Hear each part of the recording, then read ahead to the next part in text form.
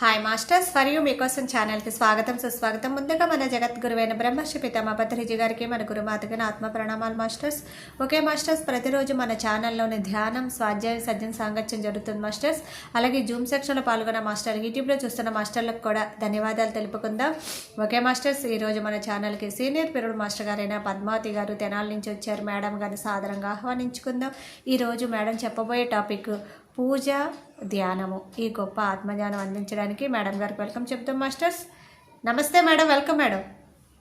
నమస్తే మేడం, ఆత్మప్రణామాలు. Thank you so much. ముందుగా మనందరి జగద్గురువైన బ్రహ్మశ్రీ పితామహ సుభాష్ పత్రి సార్కి ఆత్మప్రణామాలు, మునిబాబు సార్కి ఆత్మప్రణామాలు, సమస్త పరమ గురు మండలి అందరికీ కూడా ఆత్మప్రణామాలు. మన జూమ్లో పార్టిసిపేట్ అయ్యే మాస్టర్లకి, యూట్యూబ్లో వీక్షించే మాస్టర్లకి, అలాగే ఈ యొక్క జ్ఞానాన్ని పంచుకునే అవకాశం ఇచ్చిన for you channel Shri Saritai madam గారికి, సతీష్ గారికి, వారి యొక్క సంతానానికి ఆత్మప్రణామాలు తెలియపరుస్తున్నాను masters. Thank you so much masters. ఈ రోజున మనం పూజ, ధ్యానం అనే గొప్ప ఆత్మజ్ఞానం గురించి నాకు తెలిసినంతలో నేను తెలియపరిచే ప్రయత్నం చేస్తాను మాస్టర్స్. ముఖ్యంగా పూజ అన్నాం కదా, మరి పూజా విధానంలో ఉండే విషయాలు ఏమిటి, దాన్ని ఆ యొక్క విశేషాలని ధ్యానపరంగా మనం ఎలా మలుచుకోవాలి అనే విషయాన్ని నా అనుభవాలతో యాడ్ చేసి చెప్తాను మాస్టర్స్. ముఖ్యంగా ఈ యొక్క సందర్భం ఎవరిని ఉద్దేశించింది ఎంత మాత్రం కాదు మాస్టర్స్. ఎవరికి కూడా వారికి వారు అన్వయించుకోరాదు. Okay masters, thank you so much. మరి మనం గత కొంతకాలంగా ఎన్నో జూముల్లో ధ్యాన జగత్ అనే పుస్తకం ద్వారా స్వాధ్యాయం చేసుకుంటూ అందులోని అద్భుతమైన జ్ఞానాన్ని నిరంతరం పంచే ప్రయత్నం ఇప్పటికీ నేను చేస్తున్నాను మాస్టర్స్. మరి ఈ రోజున పూజ, ధ్యానం అనే సబ్జెక్ట్ కూడా మరి ధ్యాన జగత్లో మన పత్రి గురు గారు ఇచ్చిన సబ్జెక్టే, నా సొంతది కూడా కాదు. కాకపోతే దాంట్లో నేను పొందిన అనుభవాలు ఏంటి అని అందరితో పంచుకోవడం కోసమే నేను చేసిన ప్రయత్నం మాస్టర్స్. ఓకే, పాయింట్స్లోకి వెళ్ళిపోదాం. మరి పూజ అనగానే మనం అందరం కూడా ధ్యానంలోకి రాకముందు అందరం కూడా పూజలు చేసిన వాళ్ళమే మాస్టర్స్. పూజా విధానంలో అందరం ఉన్న వాళ్ళమే.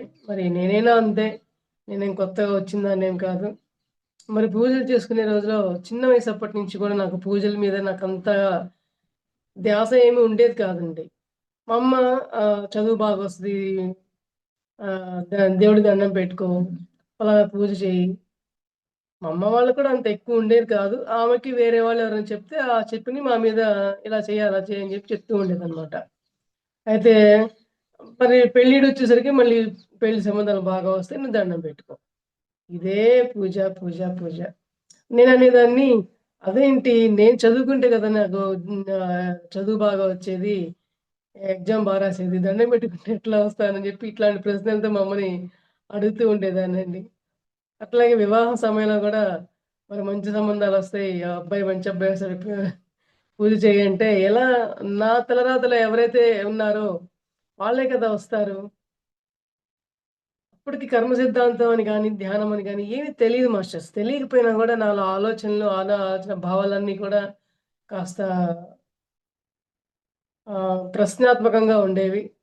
అదేంటి, ఇదేంటి, ఏదోటి చెప్పేస్తే అలా చెప్పగానే ఇలా చేసేను, అది ఏంటో తెలుసుకోవాలి, తెలుసుకుంది ఏ పని చేయను. అందువల్ల మా అమ్మ నన్ను అరుస్తూ ఉండేది, తిడుతూ ఉండేది, చెప్పగానే చేయొచ్చు కదా అని. నువ్వు కూడా చెప్పొచ్చు కదా వివరం అనేదాన్ని. అందుకంటే మాస్టర్స్ ఇప్పుడు ఇదంతా ఎందుకు చెప్తున్నా అంటే నా స్వానుభవాన్ని, ప్రతి ఒక్కళ్ళం కూడా మనం ఏం చేస్తున్నా కూడా ఎందుకు చేస్తున్నాం, దాంట్లో మన యొక్క అవగాహన ఏంటి అని తెలుసుకొని చేస్తే మనం అద్భుతంగా ఎదుగుతామండి. ఆత్మపరంగా ఎదిగే ప్రయత్నం జరుగుతుంది అక్కడ. చేసాము, అయిపోయింది. ఏంటి ఇవాళ వండుకొని తిన్నాము, ఆకుకూరలోని గొప్పతనం ఏంటి, ఆ వంటలో ఉన్న ఆరోగ్య రహస్యం ఏంటి అంటే తెలుసుకుంటే మనం ఇంకొకళ్ళు కూడా ఆ యొక్క జ్ఞానాన్ని పంచే అవకాశం ఉంటుంది. మరలా మరలా చక్కటి ఆహారం తినడం వల్ల మనం కూడా ఆరోగ్యంగా తయారవుతూ ఉంటాం. అవునా అండి? ఆ విధంగానే పూజ కావచ్చు, మనం పెద్దలు నిర్ణయించిన ఏ విధానాలైనా సరే మనకి వివరించి చెప్తే మనం ప్రతిదీ అర్థం చేసుకునేలాగా చేస్తూ ఉంటామండి. దాంట్లో కొన్ని కొన్ని పాయింట్స్ నేను ఈ రోజున మనంతా కూడా పంచుకుందాం. ఫస్ట్ చూద్దాం మాస్టర్స్. పూజ అనేది ఒకానొక యోగ ప్రక్రియ ముందు. పూజ అనగానే మనకి మనం పూజ చేస్తాము. ఎందుకు చేస్తాం? నాకు కష్టాలున్నాయి దేవుడా! నాకు ఆ కష్టాలను తీర్చు. మా అమ్మాయి పెళ్ళవ్వట్లేదు. మా అబ్బాయి ఉద్యోగం రావట్లేదు. నాకెన్నో కష్టాలొచ్చి పడ్డాయి. హఠాత్తుగా వచ్చినియి. నేను తట్టుకోలేకపోతున్నాను. నేను ఎవరిని ఏ ఇబ్బంది పెట్టని. నేను చీమకి హాని చేయను. దోమకి హాని చేయను. నా పనేదో నేను చూసుకుంటాను. నాకెందుకు ఇన్ని కష్టాలు? నాకు ఆ కష్టాలు తీర్చమని చెప్పని మనం అందరం కూడా కోరుకునేదండి. మరి నేను ఆ విధంగానే కోరుకున్నదాన్నే. కానీ కోరుకున్నాను కాబట్టి తర్వాత ఎందుకు కోరుకున్నాను అని ఆత్మవిమర్శ చేసుకోవడం జరిగింది. తద్వారా నేను రావడం జరిగింది మాస్టర్స్. ఎలా రావడం జరిగిందంటే మరి ఆ యొక్క పూజా విధానం వల్లే నాకు ఆ యొక్క మార్గం గూడా దొరికిందని చెప్పొచ్చు. శివాలయం గుడికి వెళ్ళినప్పుడు శివుడు ఎందుకు ధ్యాన ముద్రలో కూర్చున్నారు అనే ప్రశ్న నన్ను బాగా తొలిచేసేది. అందరూ ఆయనకి పూజలు చేస్తారు, అభిషేకాలు చేస్తారు, మరి ఎన్నో చేస్తారు కదా! మరి ఆయన కూడా ఎందుకు ధ్యానం చేస్తున్నారు? అసలు ధ్యానం చేస్తే ఏమవుతుంది? అనే ప్రశ్న అప్పుడు నాకు 13 ఏళ్ల వయసు ఉంటుందేమో. 13 ఏళ్ల వయసు నుంచి నాకు మైండ్‌లో అదే తొలిచేదండి. అప్పటినుంచి నేనేం చేసేదాన్నంటే, అమ్మ వాళ్ళు ఎప్పుడైనా టెంపుల్‌కి వెళ్ళమన్నా గూడా విడిగా పండగల రోజుల్లో, ఇంకో రోజుల్లో వెళ్ళేదాన్ని కాదండి. ఎందుకంటే పండుగల రోజులు వెళ్ళినప్పుడు హెవీ రష్ ఉంటుంది. ఆ క్యూ లైన్‌లో నెట్టుకోవడం తప్ప అక్కడ భక్తి నాకేం కనపడేది కాదు. సో, అక్కడ ఆ క్యూ లైన్‌లో మాట్లాడుకునే మాటలు గూడా చాలా చాలా మంది చాలా వింతగాను, చాలా విడ్డూరంగా గూడా ఉండేవి. సో, అవన్నీ గూడా నాకు నచ్చేయి కాదు మాస్టర్స్.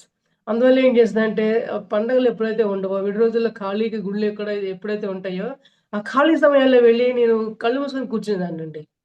కళ్ళు మూసుకొని కూర్చునేదాన్ని తప్ప నాకు కష్టం ఉంది, ఈ కష్టాన్ని తొలగించండి అనో, అది రావాలనో ఏది ఉండేది కాదనమాట. మరి ఏమి తెలీదు ఆ వయసులో మరి. కానీ ఎందుకో వెళ్లి అట్లా ప్రశాంతంగా హాయిగా కూర్చునేదాన్ని. ఒక అరగంటో, గంటో కూడా తెలీదు. ప్రశాంతంగా ఉండేది. అట్లా అని ప్రశాంతంగా ఇంటికెళ్ళేదాన్ననమాట. అలా నా చిన్న వయసు అప్పటినుంచి పూజ అనే దాని గురించి నాకు అటువంటి అవగాహన ఉండేది. అంటే శివుడు ఏదో ధ్యాన ముద్రలో ఉండి ఏదో పొందుతున్నాడు. ఆ ఏదో నాకు కూడా కావాలి అనే విషయం అప్పుడు అనుకున్నానని చెప్పి నాకిప్పుడు తెలిసిందండి. మన ఆనాపానసతి ధ్యానంలోకొచ్చిన తర్వాత అర్థమైంది. అప్పుడు అనుకున్న మనోభావాలన్నీ వాటికి అర్థాలు ఇప్పుడు తెలిసినాయన్నమాట. సో, అందువల్లేంటంటే, నా యొక్క మనోభావాలను పంచుకుంటూ అందరిని గూడా మీరు గూడా నా భావాల్లో ఇలా ఉన్నారైతే, మీరు గూడా ఈ ప్రయత్నం చేయండి అని చెప్పే ప్రయత్నమే నాది మాస్టర్స్. మరి ఈ పూజ అనేది ఒక యోగ ప్రక్రియ అంటండి. మరి అది మనసుతో చేసే వ్యాయామం లాంటిదనమాట. ఎందుకంటే, అది మనసెప్పుడు పని జేస్తా ఉంటది గదా! మరి మన మనసు పని జేస్తేనే భగవంతుడా నాకు ఈ కష్టం ఉంది, ఈ రోగం ఉంది, ఇది తగ్గించను, కష్టం నుంచి బయటపడేయమని మనం కోరుకుంటూ ఉంటాం. అంటే మనసుకి అదొక వ్యాయామం అనమాట. మరి మన తెలివితేటలు పెరగడానికి మన మెదడుని మనమే ట్యూన్ చేసుకునే విధానం. మన తెలివితేటలు పెరగడానికి కూడా మన మనసుని, మన మెదడుని మనమే ట్యూన్ చేసుకుంటూ ఉంటామనమాట. ఈ ట్యూన్ చేసుకుంటూ ఉండటం వల్ల అంటే ఎందుకు ఇప్పుడు పూజ చేద్దాం అన్నప్పుడు కూర్చుంటామండి. కూర్చున్నప్పుడు శ్రద్ధగా కూర్చుంటాం. ఎందుకు కూర్చొని ఏం చేస్తారు? మామూలుగా పూజా ఒత్తులు వెలిగించటము, అక్కడంతా శుభ్రంగా కొంచెం క్లీన్ చేయటం, పూలదండలు వేయటం అయన్నీ ముందు కూర్చొని శ్రద్ధగా ఒక చోట మనసుని స్థిరంగా కూర్చోబెట్టడం కోసం అక్కడ మన ప్రయత్నం జరుగుతుందండి. ఎట్లా అంటే ఎల్‌కేజీ బాబు ఒక స్కూల్‌కి వెళ్ళేటప్పుడు ఆ బాబుకేమీ తెలీదు. సో, అలవాటు చేయడం కోసం తల్లి ఎట్లా స్కూల్‌కి వెళ్ళి అలా కూర్చోబెట్టే ప్రయత్నం చేస్తుందా, బాబుకి నిలకడలేక అటు ఇటు తిరుగుతూ ఉన్నా కూడా కూర్చోమ్మా అని. ఆ విధంగానే మనం పూజ గది దగ్గర కూర్చున్నప్పుడు కూడా ముందు శ్రద్ధగా కూర్చుంటాము. అమ్మో! దేవుడు మనం తప్పు చేస్తే మనకి పాపం వస్తుందని ఒక భయం ఉంటది కదా! ఆ భయం వల్లైనా సరే మనం కూర్చునే ప్రయత్నం చేస్తామనమాట. ఆ కూర్చునే ప్రయత్నం చేసేసరికి నెమ్మదిగా మరి పూజ మొత్తం అయిన తర్వాత ఆ పూజలో ఉంటదండి ధ్యానం సమర్పయామి అని. మరి ధ్యానం సమర్పయామి అన్నప్పుడు, పత్రం సమర్పయామి అన్నప్పుడు, తోయం సమర్పయామి అన్నప్పుడు అన్నీ చేస్తాం. ధ్యానం సమర్పయామి అన్నప్పుడు మాత్రం జస్ట్ ఒక్క నిమిషం కళ్ళు మూసుకొని, ఒక్క నిమిషంలో తెరిచేస్తామండి. కానీ పత్రం అన్నప్పుడు ఆకు సమర్పించాం, ఫలం అన్నప్పుడు పండు సమర్పించాం, పుష్పం అన్నప్పుడు పువ్వు సమర్పించాం. మరి ధ్యానం అన్నప్పుడు మన అంతరంగాన్ని సమర్పించాలండి. మన అంతరంగంలో తట్టి ఉన్న నిద్రాణంగా ఉన్నా గూడా ఆ యొక్క మనోభావాల్ని మనం వాటిని తట్టి లేపి వాటి యొక్క జాగరణ కోసం మనం ప్రయత్నం చేయాలి. మన అంతరంగ ప్రయాణం కోసం మనం ప్రయత్నం చేయాలి.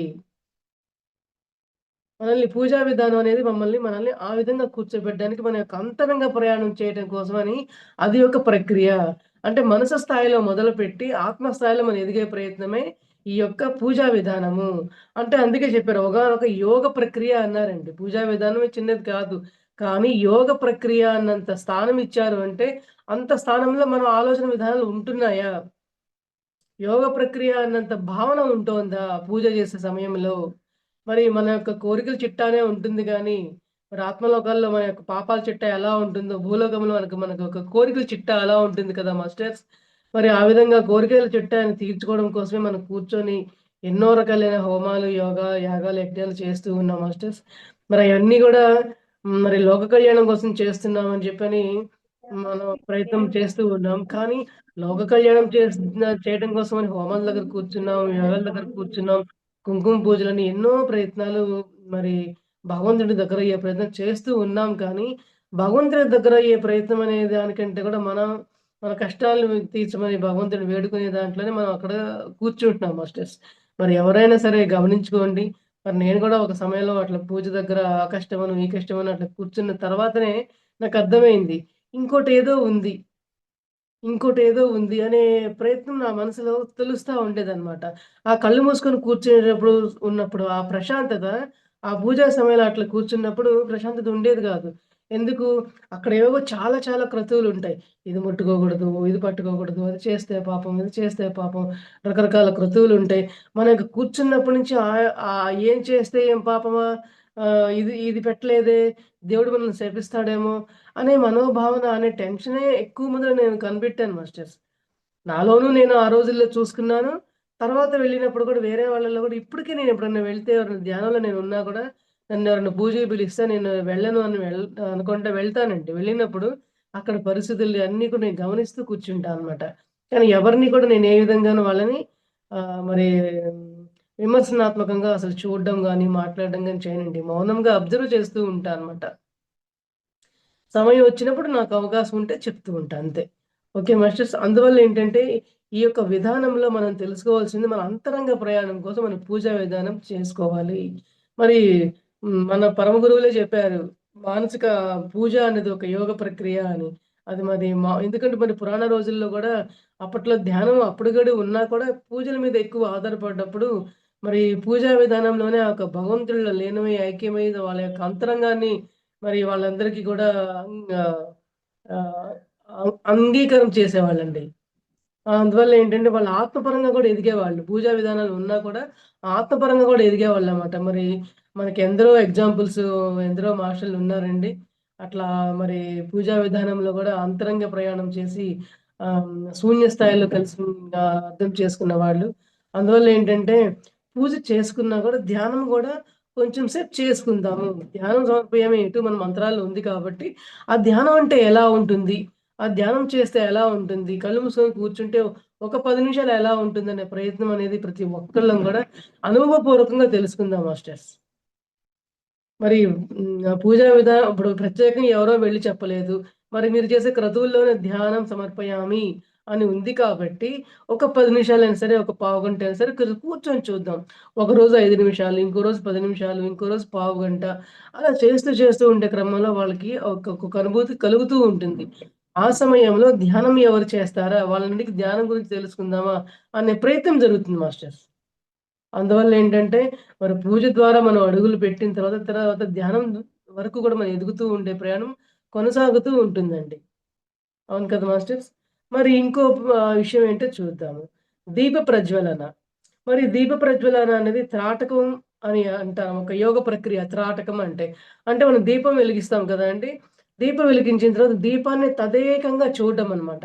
ఆ యొక్క క్రియని త్రాటకం అంటారు.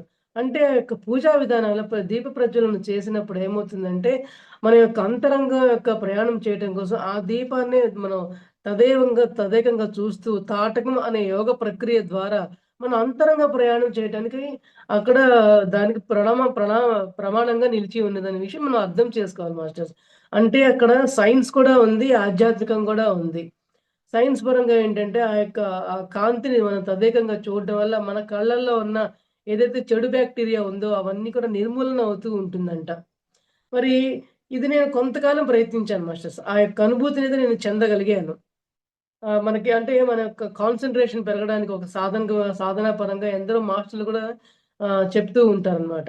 మరి ఏ ఒక్కటి గూడా చెప్పినప్పుడు ఇది ఎందుకు చెప్పారు? దీని వెనకాల ఏదో ఒక రహస్యం ఖచ్చితంగా ఉండకుండా ఎవరు చెప్పరని చెప్పి నేను ఆ త్రాటకం అనే దాన్ని కూడా నేను ప్రయత్నించాను మాస్టర్స్.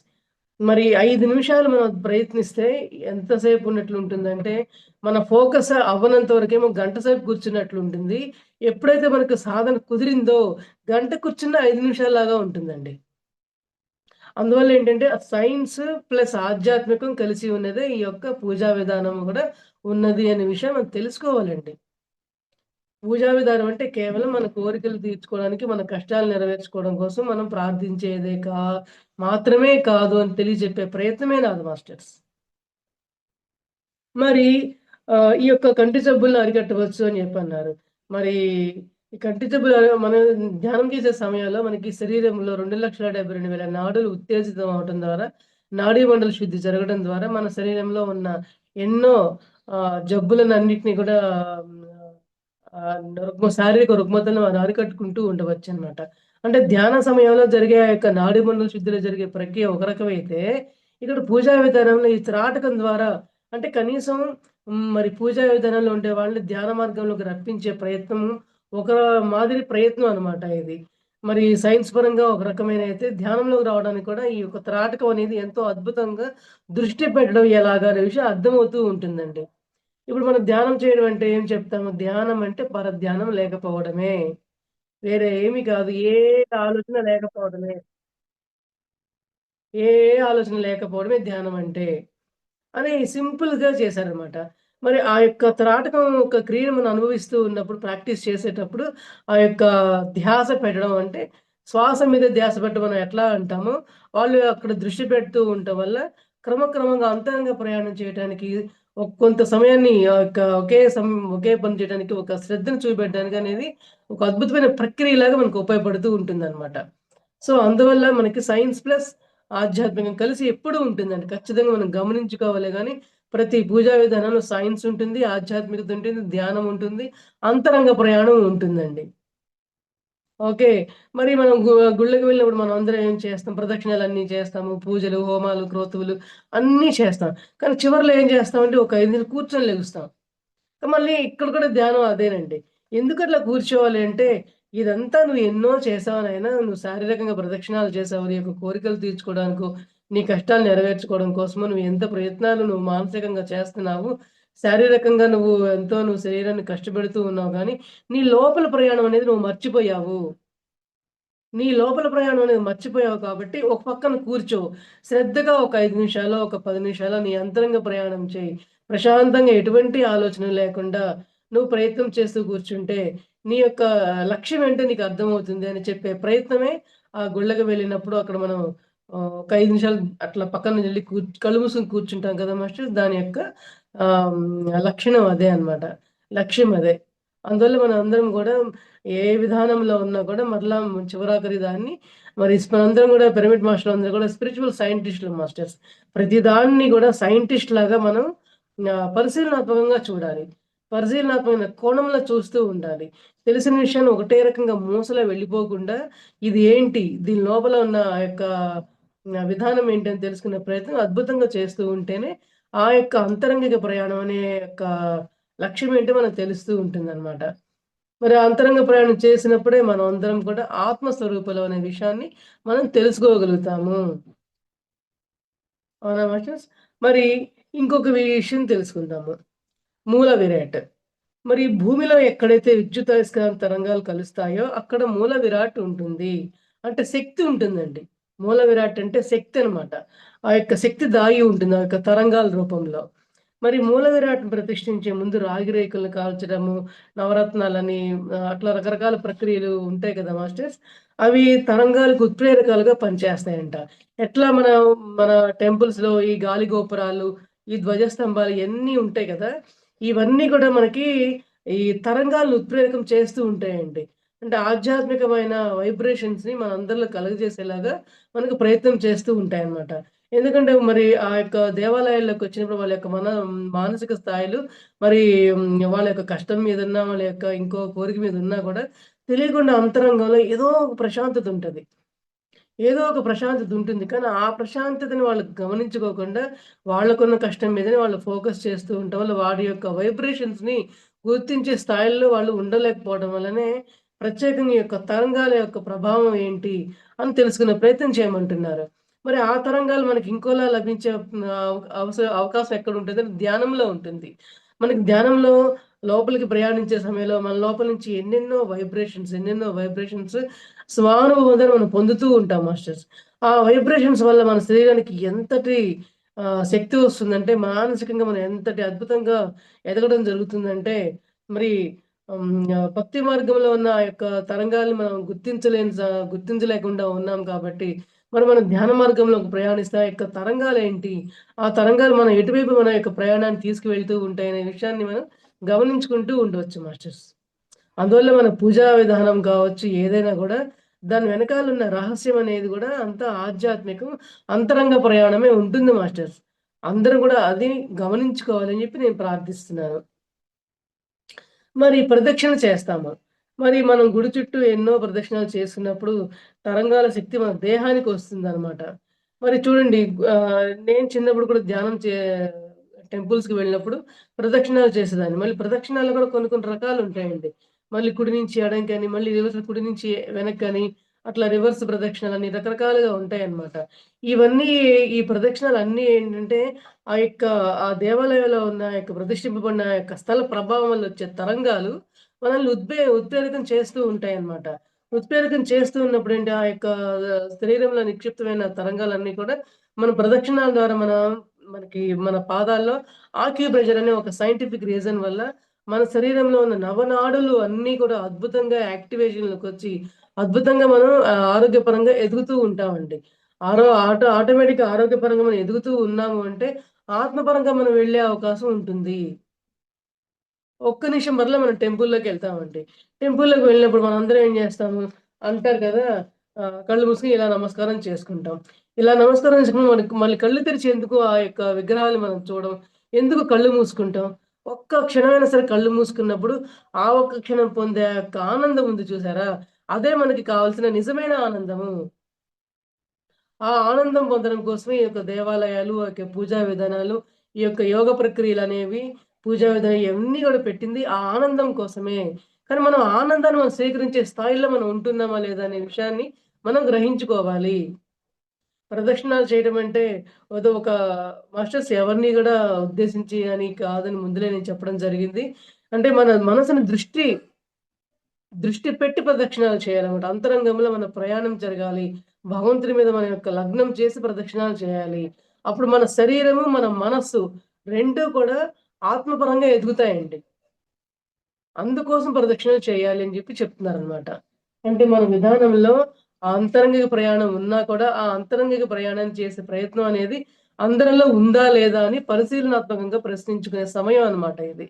ప్రతి ఒక్కళ్ళం గూడా ఎదుటి వాళ్ళని ప్రశ్నించే కంటే మనల్ని ఆ వేలు మనల్నే చూపెట్టి, మనల్ని మనం ప్రశ్నించుకోవడం ద్వారా మనం ఎదుగుతూ, ఇంకొకరి ప్రశ్నల ద్వారా గూడా మనం గూడా వాళ్ళకి సరైన సమాధానాలు అందిస్తూ, వారికి జ్ఞానాన్ని అందిస్తూ మనం ఆత్మపరంగా అద్భుతంగా ఎదిగే ప్రక్రియే ఇవన్నీ యోగ ప్రక్రియ మాస్టర్స్.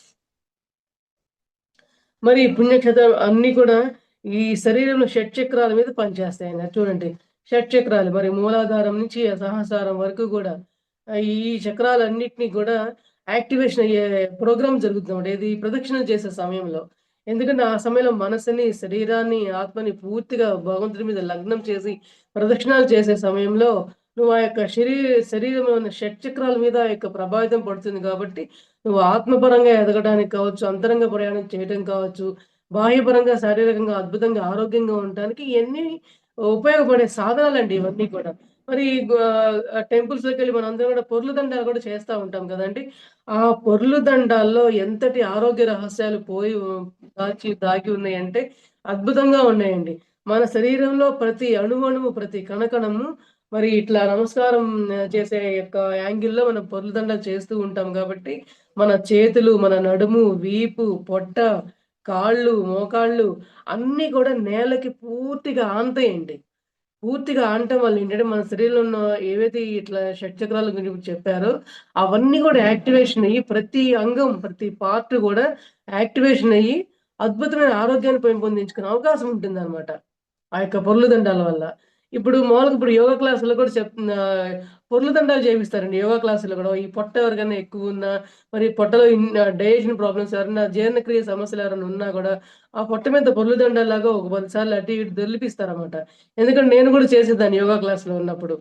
అంటే మనం ఇక ఈ ఆధ్యాత్మిక చింతనలో ఉన్నప్పుడు, యోగ ప్రక్రియలో ఉన్నప్పుడు, పూజా విధానం మనం చేసే ప్రతి క్రతువుల్లో గూడా ఎంతో ఆధ్యాత్మికత, సైన్సు, ఆరోగ్యం, ఆత్మపరంగా ఎదిగేది అన్నీ మిళితమయ్యే ఉన్నాయండి. అన్నీ మిళితమయ్యే ఉన్నప్పుడు, మనం ఆ మిళితమయ్యే ఉన్న ఒక ప్రతి విషయాన్ని కూడా ఎంతవరకు గమనించుకుంటున్నాం అనే విషయాన్ని మనం తెలుసుకునే ప్రయత్నం చేయాలి. అందువల్ల ఏంటంటే చక్కగా ఇప్పుడు మనం ధ్యానంలో అండి ఇంతకుముందు ధ్యానంలో రాకముందు, ధ్యానంలోకెళ్ళిన తర్వాత, ధ్యానంలోకెళ్తే పూజ చేయకూడదంట కదా! మీరు పూజలు చేయరంట కదా! అని అడుగుతూ ఉంటారన్నమాట. ఆ యొక్క తేడా ఎందుకంటే మాస్టర్స్ ధ్యానంలోకొచ్చిన తర్వాత పూజ చేయకూడని కారణం ఏంటంటే, వాళ్ళు అంతరంగ పూజ అనేది మొదలు పెడుతూ ఉంటారు. ధ్యానం అనేది అంతరంగ పూజ. ఈ యొక్క యోగ ప్రక్రియలనేది బాహ్యంగా చేసే పూజ. అంతే తేడా అండి. అక్కడ గూడా అంతరంగ ప్రయాణం ఉంది. ఇక్కడ గూడా అంతరంగ ప్రయాణం ఉంది. కానీ అక్కడ అంతరంగ ప్రయాణం అనేది జరగట్లేదనమాట. ఇక్కడేంటంటే ధ్యానం వల్ల రకరకాల గురువులు, పరమ గురువుల వల్ల ధ్యానం చేస్తే ఎలా ఉంటుంది? ధ్యానం చేస్తే ఏమవుతుంది? నీ యొక్క అంతరంగంలో జరిగే మార్పులేంటి? నీ శరీరంలో జరిగే మార్పులేంటి? అని మనం ఎంతో జ్ఞానం తెలుసుకోవటం వల్ల ఇప్పుడు మనం టెంపుల్స్‌కి వెళ్ళినా గూడా మనం చక్కగా ఆ యొక్క శక్తి తరంగాల మీద కావచ్చు, ఆ యొక్క విగ్రహాల దగ్గర ఆ యొక్క స్థల ప్రభావం ఉన్న శక్తిని గావచ్చు, మనం స్వీకరించగలం. అందువల్లే ప్రతి దేవాలయం కూడా ధ్యానాలయం కావాలని మన పత్రి సార్ చెప్తూ ఉంటారండి నిరంతరం. అవునా అండి? అందువల్ల ఏంటంటే ధ్యానం తెలిసిన వాళ్ళు ఇంకా టెంపుల్స్‌కి మనం వెళ్ళవచ్చు. వెళ్ళకూడదని రూలేమి లేదు. ఇంకా వెళ్ళినప్పుడు ఏంటంటే మనం ఆ యొక్క జ్ఞానాన్ని అక్కడున్న వాళ్ళకి ఎవరికన్నా తెలిసి తెలియని విధంగా ఏదైనా ఉంటే మనం వాళ్ళకి కూడా మన యొక్క జ్ఞానాన్ని అందించే అవకాశం ఉంటుందనమాట. అందువల్ల ఏంటంటే మరి స్వామి కార్యం స్వకార్యం అన్నట్లుగా మనం గూడా ఇంకా ఎదిగే అవకాశం ఉంటుంది. మరి మనతోటి వాళ్ళని గూడా ఇంకా ఎదిగించే అవకాశం మన చేయి పట్టుకున్న వాళ్ళని తీసుకెళ్ళే అవకాశం గూడా ఎంతో ఉంటుందండి. అందువల్ల ప్రతి ఒక్కళ్ళం గూడా ఈ యొక్క విషయాలను గమనించుకుంటూ ఉందాం మాస్టర్స్. మరి ఆభరణాలతో దర్శనమిస్తూ ఉంటారు. మరి ఆహ్, దేవుళ్ళకు విగ్రహాలు కూడా మరి ఎంతో బంగారము, పట్టు బట్టలు పెడుతూ ఉంటారు కదా! ఎందుకవి నేను అనుకునేదాన్ని చిన్నప్పుడు. మరి దేవుడికి ఆయనకి ఏ కోరికలు ఉండవంటారు కదా! మరి ఆయన పట్టు బట్టలెందుకు? ఇన్ని నగలెందుకు అనుకునేదాన్నండి. అప్పుడేమి తెలీదు ఆ విషయం. అన్ని విషయాలు కూడా ధ్యానంలోకొచ్చినాకే తెలిసాయన్నమాట. ఎందుకంటే పట్టు బట్టల్లో, బంగారపు నగల్లో ఒక పాజిటివ్ వైబ్రేషన్స్‌ని, ఆక్సిజన్‌ని స్వీకరించే ఆ యొక్క గుణం ఉంటుందంటండి సైంటిఫికల్‌గా. అందువల్ల ఆ వైబ్రేషన్స్ ఆ యొక్క విగ్రహాల చుట్టూతా ఆ యొక్క స్థల ప్రభావం అంతా గూడా ఉంటుంది గాబట్టి, వాళ్ళు ఆ యొక్క శక్తిని వాళ్ళు కోరుకోకపోయినా అక్కడ టెంపుల్‌లోకొచ్చి ఆ యొక్క ప్రదక్షిణలు చేస్తూనో, ఆ యొక్క భగవంతుడికి నమస్కారం చేసే సమయంలోనో ఆ యొక్క శక్తిని పొందడం కోసం అవి ఉపయోగపడతాయంట. కానీ ఎంతమందికి ఈ విషయము తెలుసు? అంటే గుళ్ళకెళ్ళినప్పుడు పట్టు చీరలు కట్టుకెళ్తాము. పూజలు చేసినప్పుడు పట్టు చీరలు కట్టుకుందాం. బాగా నగలు వేసుకుందాం. అంటే ఆహ్, ఇదేంటంటే మాస్టర్స్ మనం ప్రదర్శితంగా అయిందనమాట చాలా మందికి. ఆహ్, హ్మ్. అంటే బట్టల్లో ఉన్న రహస్యము తెలుసో లేదో తెలీదు. బంగారు వస్తువులు ఎందుకు ధరించాలో తెలీదు. మరి గుళ్ళకి అట్లాంటి వస్త్రధారణతో ఎందుకు వెళ్తారో తెలీదు. అంటే అదొక స్టేటస్‌గా అయ్యేవాళ్ళు గూడా ఎందరో ఉన్నారండి. ఆ నగల ద్వారా చూపించుకోవడము, ఆ పట్టు చీరలను చూపించుకోవడము, వాళ్ళ యొక్క స్టేటస్‌ని చూపించుకోవడానికి కూడా ఒక సింబాలిజంగా అయింది చాలా మంది విషయాల్లో. సో, ప్రతి ఒక్కళ్ళు అని కాదు మాస్టర్స్ ఎవరిలో ఉందో వాళ్ళు సరి చేసుకుందాము. అసలు పట్టు బట్టల్లో ఉండే ఆ యొక్క ఆక్సిజన్‌ని తీసుకునే ఆ గుణాల వల్ల, ఆ ప్రకంపనల వల్ల పాజిటివ్ వైబ్రేషన్స్ వల్ల ఆ శక్తి ఆ చుట్టుపక్కల ప్రాంతాల శక్తి నిండుకొని ఉంటుంది కాబట్టి, ఆ యొక్క ప్రయత్నాలు జరుగుతూ ఉంటాయి. ఆ భగవంతుడు కూడా అందుకే ఆ ఒక పట్టు బట్టల్ని, బంగారు వస్తువుల్ని అలంకారం చేస్తూ ఉంటారు అనే విషయం మనం గమనించుకోవాలి అని చెప్తున్నానండి నేను. ఈ యొక్క లోహాల నుంచి ఈ ఆహ్, బాగా అద్భుతమైన తరంగాలు వస్తూ ఉంటాయి. ఇప్పుడు మనం ఆహ్, ఆహ్, ధ్వజస్తంభాలు ఓపెనింగ్ అప్పుడు చాలా చాలా నాణేలు వేస్తూ ఉంటాం అక్కడ. చాలా బంగారపు రేకులను రకరకాలు చాలా చాలా వేస్తూ అక్కడ చేస్తాం గదండీ విగ్రహ ప్రతిష్ఠ. ఆ విగ్రహ ప్రతిష్ఠ ఎందుకు చేస్తారంటే ఆ లోహాల వల్ల ఎన్నో పాజిటివ్ వైబ్రేషన్స్ ఆ యొక్క ప్రదేశాలన్నిటిని గూడా తాకుతూ ఉంటాయండి. ఆ యొక్క ధ్వజస్తంభం గాని, గాలి గోపురాలు ఆ యొక్క పైన పిరమిడ్ షేపుల్లాగా ఉంటాయి కదండీ! ఆ యొక్క పిరమిడ్ షేపుల్లో ఉన్న ఆ యొక్క ప్రదేశాల నుంచి శక్తి ప్రసారం జరుగుతూ ఉంటుందంట. అందువల్ల అవన్నీ కూడా అలా ఉండటం జరుగుతూ ఉంటుంది. ఆ వైబ్రేషన్స్ వల్లనే అక్కడికొచ్చిన ప్రజలందరికీ కూడా శక్తి సంక్రమిస్తుంది. కానీ ఆ శక్తిని స్వీకరించుకునే సమయంలో మనం అందరం కూడా మన కష్టాలను తీర్చుకోవాలి అనే ఒక మనోభావంతోనే ఒక గుడికెళ్ళటం వల్ల చాలామంది మరి ఆ యొక్క ఆ శక్తిని స్వీకరించేదానికి కూడా కొంతమంది కోల్పోతూ ఉండటం జరుగుతూ ఉంటుందండి. ఎందుకంటే మనం తీసుకునే అంతరంగ ప్రయాణంలో పాజిటివ్‌నెస్ లేకపోతే అక్కడ ఎంత మంచిగున్నా కూడా మనం స్వీకరించలేదనమాట. అందువల్ల ఏంటంటే మనం ఏం పని చేస్తున్నా, ఎందుకు చేస్తున్నాం, ఎందుకు చెయ్యాలి, ఏం జరుగుతుందనేది ఆత్మపరిశీలన ఖచ్చితంగా ఉండాలని చెప్పి తెలియపరుచుకుంటూ ఉన్నాం మాస్టర్. మరి ఈ కొబ్బరికాయ గురించి మనం చెప్పుకుందాము. ఇది స్వచ్ఛతకి గుర్తండి. మనం కొబ్బరికాయ కొడతాము అంటే, మనం ఇప్పుడు ఏ పని చేద్దాం అనుకున్నా నేను కొబ్బరికాయ మొక్కుకున్నాను, కొబ్బరికాయ కొడతాను మొక్కుకున్నాను, బా గుడికెళ్ళి అని చెప్పి మనం అనుకుంటా ఉంటాం కదండీ! మనకిక్కడ ఎంత పెద్ద కొబ్బరికాయ కొడితే అంత హ్యాపీ. సైజులు మనం చూసుకుంటాం తప్ప అసలు కొబ్బరికాయ ఎందుకు కొడుతున్నాం? కొబ్బరికాయ కొట్టడంలో ఉన్న రహస్యం ఏంటి? మరి దాని యొక్క సింబాలిజం ఏంటి? ఎందుకు కొట్టాలని చెప్పి విషయం తెలుసుకునే ప్రయత్నం చేయాలి మాస్టర్స్. ఎందుకు చేస్తున్నామంటే ఇది స్వచ్ఛతకు గుర్తు. స్వచ్ఛత అంటే మన మనసు ఎంతో స్వచ్ఛంగా, ఆనందంగా మరి మనకి ఎటువంటి కష్టాలున్నా గూడా మరి కష్టాలు అందరూ అంటారు నానుడి. కష్టాలు మనుషులకు కాదు మానులకొస్తాయి అంటారు చాలామంది. అంటారు కానీ కష్టం వచ్చినప్పుడు మనం కష్టంగానే భావించి ఎంతో కుంగిపోతూ ఉంటామండి. అందువల్ల ఏంటంటే, ఆ ఒక విషయాన్ని గమనించుకునే స్థాయిలో ఎవరు ఉండట్లేదనమాట. అందువల్ల ఏంటంటే, ఆ యొక్క టెంక అనేది మన యొక్క అహంకారానికి గుర్తనమాట. "టెంకలా ముదిరిపోయాడురా బాబు వీడు. ఎంత అహంకారమో" అని చెప్పని అంటారండి చాలామంది కొంతమందిని. అంటే అంత పేరుకుపోయిన అహంకారాలన్నీ కూడా వాళ్ళలో ఉండబట్టి, వాళ్ళు ఎంత శక్తిని కూడా స్వీకరించలేరు. పూజలు చేయటం, యజ్ఞాలు చేయటం, వాటి యొక్క ఆధ్యాత్మిక ప్రోగ్రామ్‌లో వాళ్ళు ఎంత ప్రయత్నాలు జరుగుతున్నా గూడా, ఆ యొక్క శక్తిని వాళ్ళు స్వీకరించుకునే ఇది వాళ్ళు కోల్పోతూ ఉంటారండి. ఒకవేళ తీసుకున్నా గూడా తాత్కాలికంగా వస్తుంది, తాత్కాలికంగా వెళ్ళిపోతుంది గానీ, అది ఎలా వస్తుంది, అది ఎలా స్వీకరించగలుగుతున్నాం అనే పాయింట్‌ని ఎవరు గ్రహించుకునే పరిస్థితిలో ఉండట్లేదనమాట. సో, అందువల్ల ఏంటంటే కొబ్బరికాయ కొట్టడానికి యొక్క స్వచ్ఛత అంటే మన యొక్క హృదయం స్వచ్ఛంగా మారాలి అనే దానికి గుర్తు. మన యొక్క అహంకారాన్ని పగలగొట్టాము. మనలో ఉన్న చెడు భావాలన్నీ గూడా పగలగొట్టాము, నిర్మూలించుకున్నాము. మనం ఎవరినైతే బాధ పెట్టామో మాటలతో కావచ్చు, చేతలతో కావచ్చు, అవమానం ద్వారా కావచ్చు, ఎవరినైతే మనం ఇంతవరకు మనం బాధ పెట్టామో, కష్టపెట్టామో వాళ్ళందరి నుంచి క్షమాప్రార్థనలు తీసుకొని మనలోని అహంకారాలన్నీ కూడా నేను పగలగొట్టాను అనే ఉద్దేశంతో కొబ్బరికాయ కొట్టాలి అనే ఉద్దేశం మాస్టర్స్. అందువల్ల కొబ్బరికాయ కొట్టడం ద్వారా మన యొక్క హృదయం అంతరంగం స్వచ్ఛంగా మారాలి. అంటారు కదా! పసిపిల్లల్లాగా స్వచ్ఛంగా ఉండాలి. పాలలాగా స్వచ్ఛంగా ఉండాలి. తెల్లగా స్వచ్ఛంగా ఉండాలంటే శూన్యమైన భావనలకు ప్రతీకండి. స్వచ్ఛంగా ఉండాలి అంటే. అందువల్ల మనం ప్రతి ఒక్కళ్ళం గూడా ఏ క్రతువు చేసినా గూడా ఇందుకోసం చేస్తున్నాం గాబట్టి, ఇలా చేద్దామనే విషయాన్ని మనం అందరం గూడా జ్ఞప్తిలో పెట్టుకోవాలి. ఓకేనండి. మరి మంత్రాలు. మరి ఈ మంత్రోచ్చారణలు అక్షర నియమంతో ఒక లైన్ కలిగి నాడీ కణాలను ఉత్తేజపరుస్తాయి. ఇప్పుడు మనం ఓంకారం జపిస్తూ ఉంటాం. ప్రతి మంత్రానికి ముందు ఓం, ఓం, ఓం అంటుంది.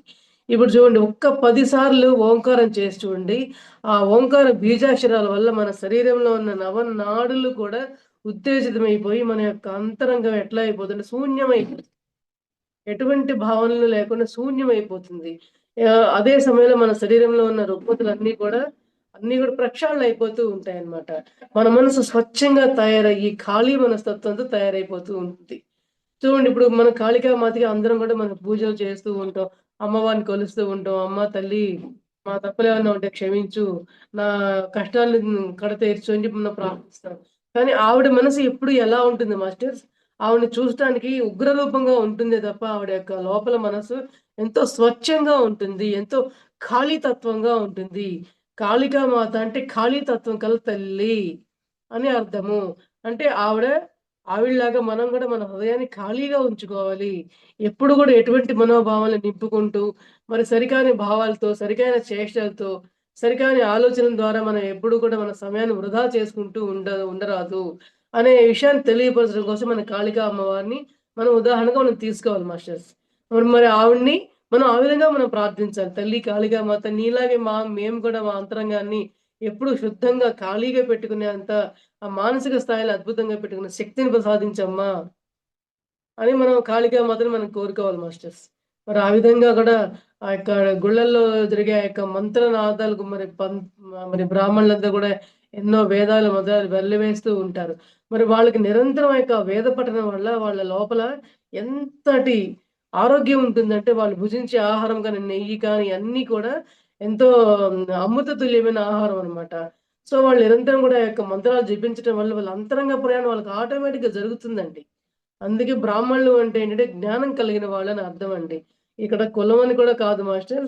ఇక్కడ కులపరంగా మనకు బ్రాహ్మలు జ్ఞానాన్ని పెంచేవాళ్ళుగా మనం అనుకుంటే, ఆధ్యాత్మిక పరంగా, ధ్యానపరంగా బ్రాహ్మణులు అంటే ఎవరైతే ప్రతి విషయాన్ని కూడా జ్ఞానపరంగా తెలుసుకొని, ఆ విషయాలు అందరికీ పంచుతూ, పెంచుతూ, ఆచరించుకుంటూ ఎవరైతే ఉంటారో వారే నిజమైన బ్రాహ్మణులు.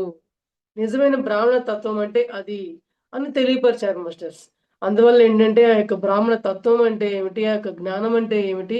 ఆ యొక్క మంత్రాలు వల్లివేసే సమయంలో వాళ్ళకి కలిగే శక్తి ఏంటి? వాళ్ళు స్వీకరించుకునే ఆ యొక్క శక్తి ఏంటి? మనం గమనించుకుంటూ ఉండవలెను అని చెప్తున్నారు మాస్టర్స్. మరి మనం ఏ టెంపుల్‌కెళ్ళినా ఓం అని రాకుండా ఏ మంత్రమన్నా ఉంటుందా అండి? ఏది ఉండదు. మరి ప్రతి మంత్రాన్ని ఓం, ఓం, ఓం అంటే మనం ఇళ్లల్లో గూడా పూజలు చేసుకుంటాం. మంత్రాలు వెల్లవేస్తూ ఉంటాం మాస్టర్.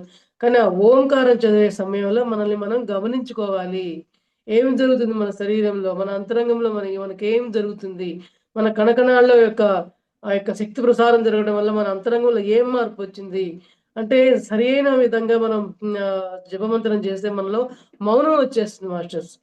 ఎందుకంటే మనం పత్రి సేవలని నువ్వు ధ్యానం ద్వారా నువ్వు మౌనంగా ఉండడం ద్వారా నువ్వు అంతరంగ ప్రయాణం చేయబోయి అనన్నారు. మరి మౌనం ఎలా వస్తుంది అంటే ధ్యాన సాధన వల్ల అంతరంగ ప్రయాణం ద్వారా నువ్వు మౌనం సాధించగలవు. అట్లాగే మరి పూజా విధానాల క్రతువుల్లో గూడా ఓం, ఓం, ఓం అంటూ ఆ మంత్రాలు చదువుతూ వల్లె వేస్తూ ఉంటూ ఉండగా అంతరంగం ఖాళీ అయిపోయి ఆత్మ ప్రయాణం చేసే ప్రయత్నం జరుగుతూ ఉంటుందండి. కానీ అటువంటి ఆత్మ ప్రయాణం జరుగుతుందా అనే విషయాన్ని ఎంతమంది గమనిస్తున్నారు? ఆ మంత్రాలు వెల్లవేసే సమయంలో, ఆ సమయంలో పూజ చేసుకున్నామా, మంత్రాలు చదివారా, పంతులు గారు వెళ్ళిపోయారా, దాని అర్థాలు కూడా ఎవరికీ తెలీదు.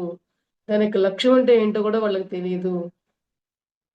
కానీ ప్రతి మంత్రాన్ని చదివేటప్పుడు ఆ యొక్క మంత్రాన్ని ఆస్వాదిస్తూ, ఆ మంత్ర ఉచ్చారణ చేసే సమయంలో మన యొక్క శరీరం ఎలా మరి ప్రతిస్పందిస్తుంది అనే విషయాన్ని గమనించుకుందామని తెలియపరుస్తున్నారండి. మరి చాలా మందికి ఈ మంత్రాలు పలికే సమయంలో ఆహ్, నాలుక మందంగా ఉన్నవాళ్ళు కొన్ని పలకలేమండి. ఎందుకంటే ఇందులో నాది కూడా అనుభవం ఉంది.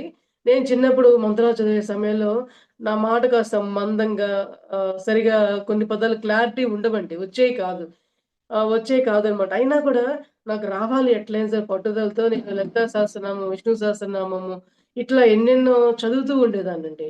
అయన్నీ చదివే టైంలో నేనట్లా టెంపుల్‌లో వెళ్లి చదివేటప్పుడు ఆ పక్కనున్న వాళ్ళు చాలా మెచ్చుకునేవాళ్ళు. "అమ్మ నువ్వు భలే చదువుతున్నావే! ఎప్పటినుంచి ప్రాక్టీస్ చేస్తున్నావు" అని మెచ్చుకునేవాళ్ళు. నాకు ఆశ్చర్యం వేసేది. నాకసలు చదవడమే రాదు. నా మాటే సరిగా పలకదు. మరి నేనేంటి బాగా చదువుతున్నాను వీళ్ళేంది మెచ్చుకుంటున్నారబ్బా! అని ఆశ్చర్యపోయేదాన్ని. అంటే అక్కడ నాకేం జరిగిందంటే నన్ను నేను అర్పితం చేసుకున్నాను. ఆ మంత్రాలు చదివే సమయంలో నేను అంతరంగ ప్రయాణం ద్వారా నేను లీనమైపోయా చదవడంలో. లీనమైపోయేసరికి ఆ యొక్క శక్తి నాతో ఏం చేయించిందంటే, నాలో ఉన్న ఆ యొక్క నాలుకలో ఉన్న మందం వల్ల ఆ యొక్క మాటని సరిగ్గా పలకలేని విధానాన్ని సరిచేసి, ఏ మంత్రాన్ని ఎట్లా ఉచ్చరించి, ఏ ఒత్తు పలుకులు అయన్నీ గూడా ఎట్లా ఉచ్చరించాలో ఆ యొక్క పదాన్ని సరిగా చేసేలాగా నన్ను చేసేదండి. ఆ తర్వాత నెమ్మదిగా నన్ను నేను గమనించుకోవడం మొదలుపెట్టిన తర్వాత నాకు చాలా ఆనందమేసింది. అంటే ఈ రోజున ఈ యొక్క ధ్యానంలోకొచ్చిన తర్వాత ఆ యొక్క వాక్కు మరి ఇంకా ఎట్లా నాకు ఉపయోగపడిందంటే మరి ఆహ్, ధ్యానంలో రాకముందు నేను దేనికి గూడా ఉపయోగపడను. నా వల్ల ఏ ఉపయోగం లేదు. నాకు మాట్లాడడం చేత గాదు. నా నోరు పలికే విధానంలో నత్తి ఉన్నట్లుగా ఉండేది. సో, ఎవరు గూడా ఇష్టపడరు. నన్ను ఎక్కిరిస్తారు. ఎంతసేపటికి ఆత్మన్యూనతా భావాలతో నన్ను నేను తక్కువ చేసుకుంటూ ఉండేదాన్నండి. అయితే ధ్యానంలోకొచ్చిన తర్వాత మరి ఎంతో ధ్యాన సాధన చేసిన తర్వాత మరి 2 సంవత్సరాల నుంచి మరి 200 క్లాసులు చెప్పడము, 20 రకాల జూమ్ క్లాసులు, 22 రకాల జూమ్ క్లాసుల్లో జ్ఞానం పంచుతూ ఉండగా మాట్లాడుతూ నా యొక్క భావ ప్రకటనని ప్రకటిస్తూ ఉండే సమయంలో అద్భుతంగా నా యొక్క విశుద్ధి చక్రం అనేది శుద్ధి జరుగుతూ ఉంది మాస్టర్స్. శుద్ధి జరుగుతూ నా యొక్క వాక్కు అద్భుతంగా తయారైంది. ఎవరైతే "నువ్వు మాట్లాడితే నాకు నచ్చదు. ఎంత అద్భుతంగా మారిందంటే మరి ఆ యొక్క విశుద్ధి చక్రం అంత అద్భుతంగా ఓపెన్ అయితూ ఉంటుందండి. మన ప్రయత్నం జరుగుతూ ఉండాలి. అందువల్ల ఏదైతే నాది రాదు అని ఉందో, అది ఎందుకు రాదు అని ప్రయత్నం చేయడం అనేది ఆ యొక్క సాధన మనల్ని ముందుకు తీసుకువెళ్తూ ఉంటుందనమాట. ఆ విధంగా నేను మరి ఆత్మపరంగా, యోగ ప్రక్రియల పరంగా కావచ్చు, ధ్యాన పరంగా కావచ్చు, నా అంతరంగ ప్రయాణం అనేది అద్భుతంగా కొనసాగుతూ ఈ రోజున వరకు కొనసాగుతూ ఉంది మై డియర్ ఫ్రెండ్స్.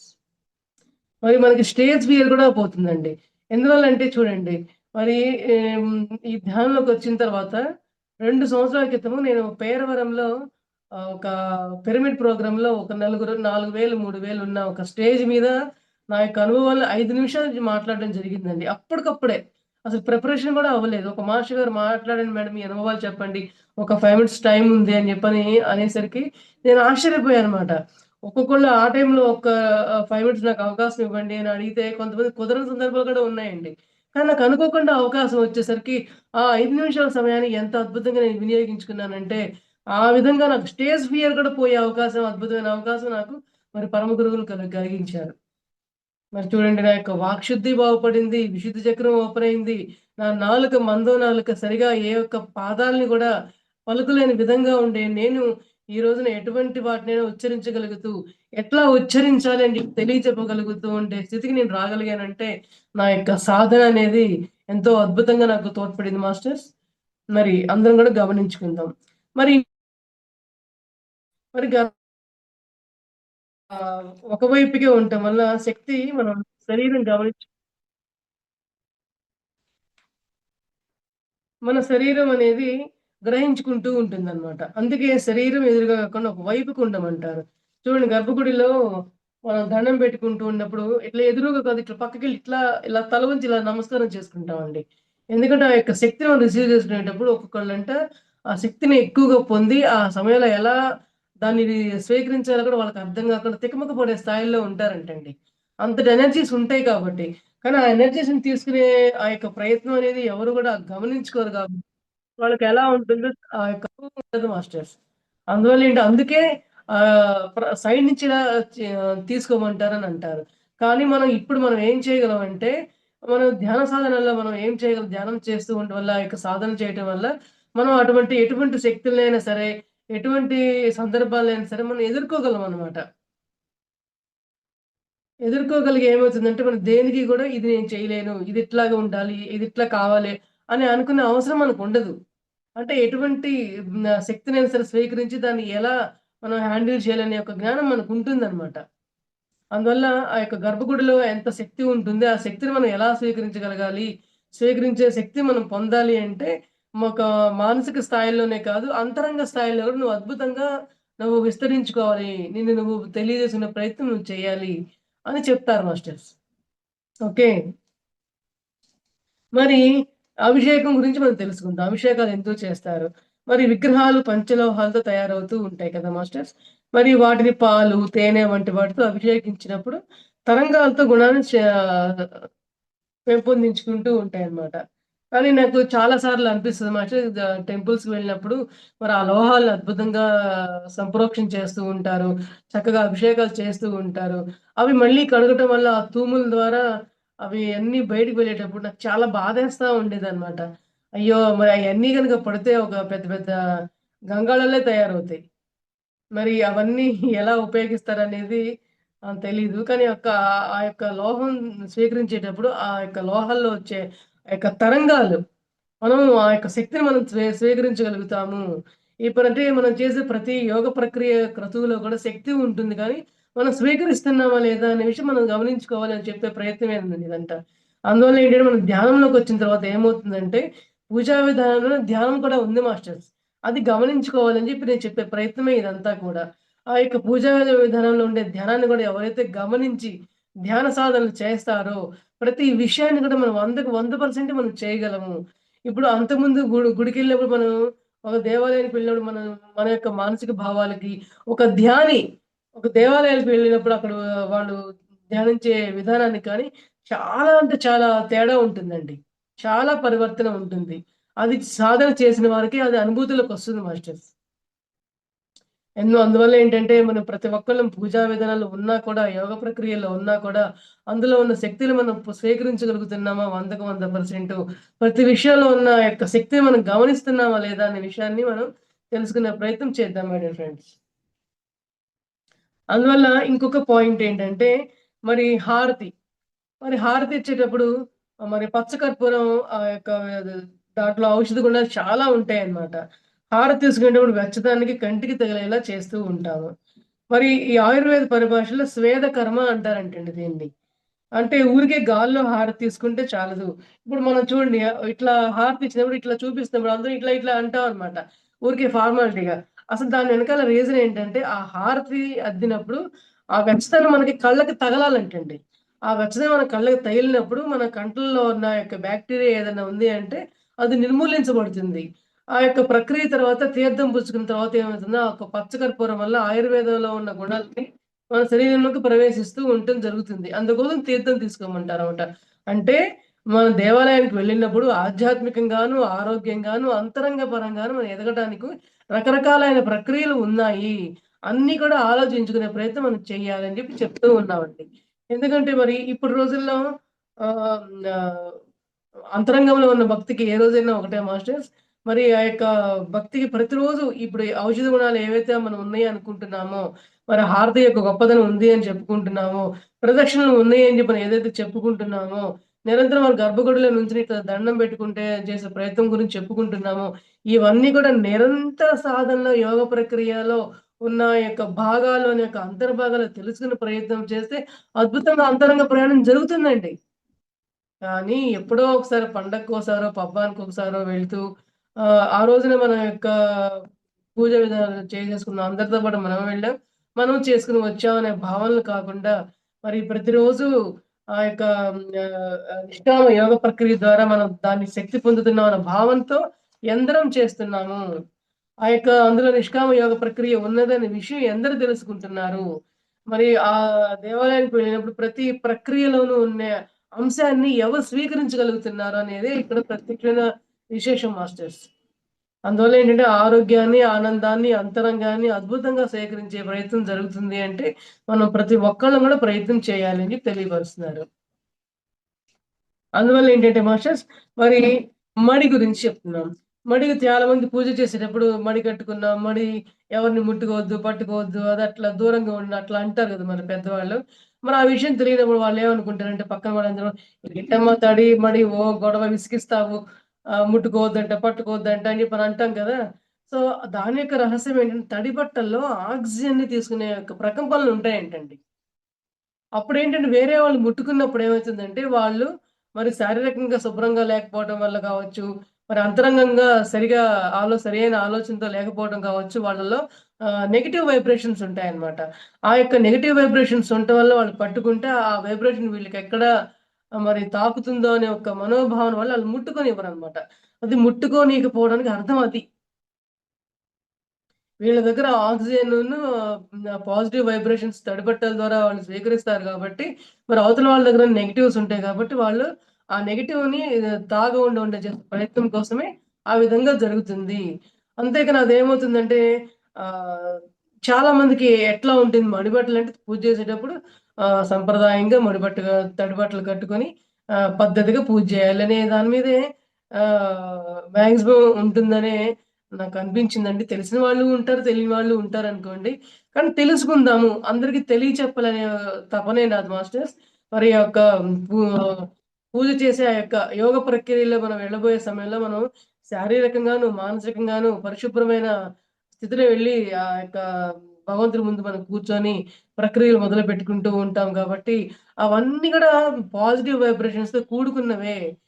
మనం ఏంటంటే మన కోరికలతో, మన యొక్క విచారాలతో, ఆచారాలతో మనం వాటిని పట్టించుకోలేదు కాబట్టి, వాటిని స్వీకరించే శక్తి మనలో లేదు కాబట్టి, మనం ఇంకా వాటిని తెలుసుకోలేకపోతున్నాం. వాటిలోని అంతరంగ భావాన్ని తెలుసుకోలేకపోతున్నామని నేను చెప్తున్నాను మాస్టర్స్.